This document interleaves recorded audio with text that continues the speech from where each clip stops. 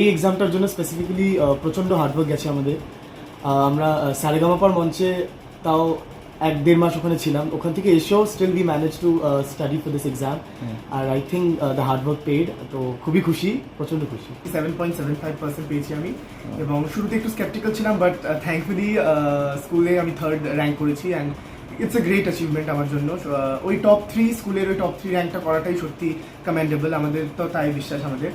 এবং হ্যাঁ, ও যেটা বললো যে শুরুর কয়েকটা মাস আমাদের সারেগামাপাতে কমপ্লিটলি ডেডিকেটেডলি ওখানেই ছিল, বাট ওখান থেকে আসার পর ম্যানেজ করাটা এবং সেই স্প্যানে আবার দৌড়ানো, so that is the main thing I think আমরা করতে পেরেছি, অ্যান্ড আজকে সত্যি সবাই খুব খুশি। ভীষণ আনন্দিত আমরা, খুবই ভালো লাগছে। ওরা সত্যিই খুব পরিশ্রম করেছিল, সারা রাত ধরে পড়েছিল, তার ফল খুবই ভালো হয়েছে। কতটা সময় দিয়েছেন ছেলেদের কাছে? না, আমি তো বেশি সময় দিতে পারিনি, তবে ওরা ভীষণ একা একা সবই করতে পারে, ওদের কিছু বলতে হয় না। ওদের ঠিক পড়াশোনা, গান সবই ওরা ঠিক টাইমলি করে নেয়।